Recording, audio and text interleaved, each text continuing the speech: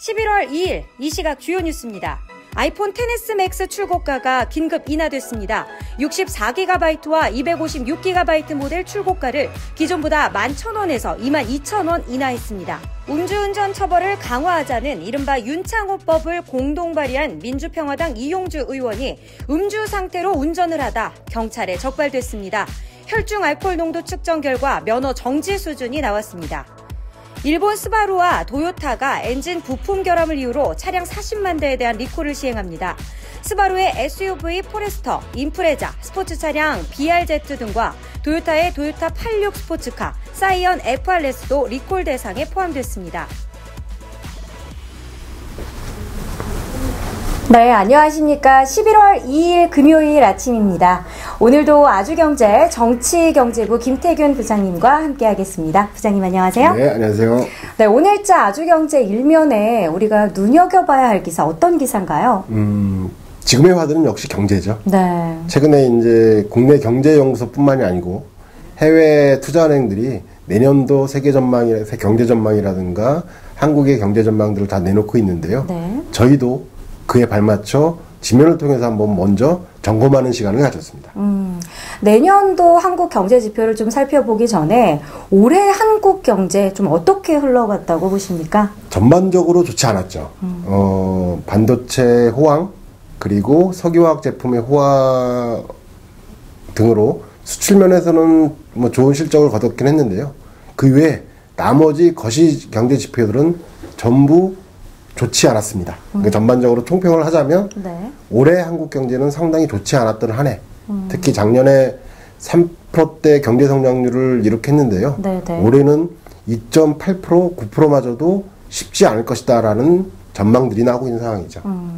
내년도를 한번 살펴볼게요. 내년도 한국 경제 전망 어떻게 보시나요? 역시 이런 좋지 않은 흐름들이 계속 될 것으로 보이는데요. 주요 원인은 전체적으로 세계 경제가 굉장히 어려운 상황으로 들어가고 있다라고 네. 결론을 말씀드릴 수 있는데 그 이유는 첫 번째 미국과 중국의 무역 분쟁이 좀 더 가속화될 것이다라는 전망이 좀 많습니다. 네. 그리고 미국의 연방준비은행이 금리를 계속 내년에도 올해처럼 올리고 있는데요. 이렇게 되면 전 세계 신흥국이라든가 개도국에 있는 자금들이 미국으로 몰려가는 상황이 벌어지죠. 네. 한마디로 외국 자본들이 이탈이 되기 때문에 특히 수출로 먹고 사는 우리나라의 경우 내년에 이 부분에서 굉장히 큰 타격이 예상되고 있습니다. 올해도 부진했고 내년도 부진할 것이다라는 전망을 해주셨는데 한국 경제가 좀 발전하기 위해서 나아가기 위해서는 어떤 개선책들이 좀 필요할까요? 딱히 특별한 뭐 개선책이라기보다도 지금 상황을 안정적으로 운영하기 위해서 정부의 역할이 굉장히 큰 게 많은데요. 네. 첫 번째로 기존의 제조업 중심의 이런 그 성장에서 벗어나서 앞으로는 그 ICT와 연결된 제조업과 연결된 이런 새로운 분야, 한마디로 4차 산업혁명 분야인데요. 이런 분야에 대한 성장이 이루어지지 않으면 상당히 어렵지 않을까 싶은데 그것이 전제되기 위해서는 계속 뭐 지금 정부도 그 얘기하고 있지만 규제, 혁신 성장을 위한 규제가 많이 풀어져야 된다라는 부분이 하나 있고요. 또 한 가지가 있다면 기존 경제 산업의 어떤 구조조정이 좀 필요하다. 네. 지금 어려운 분야, 제조업 분야 이런 것들은 좀 쇠퇴하는 분야, 이런 부분들은 좀 그 구조조정을 해서 새로운 분야로 좀 집중할 수 있는 그런 경제 정책이 좀 나와야 되는 시점이고요.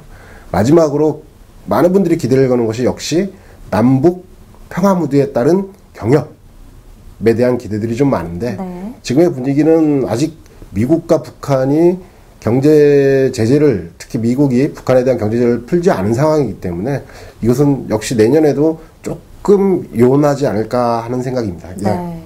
현재 한국 경제 말 그대로 내후외환인 상황인데요. 말씀하신 내용을 요약해 보자면 어쨌든 정부의 역할이 무엇보다도 절실한 내년이 또 될 것으로 보입니다. 오늘도 좋은 말씀해 주신 부장님 감사합니다. 네, 감사합니다. 네, 곧 주말이 시작됩니다. 날씨가 많이 풀린다고는 하는데요. 그래도 일교차가 크기 때문에 건강관리에 특별히 유의하시길 바라고요. 저희는 다음 주 월요일 아침 9시에 다시 찾아뵙도록 하겠습니다. 시청해주신 여러분 대단히 고맙습니다.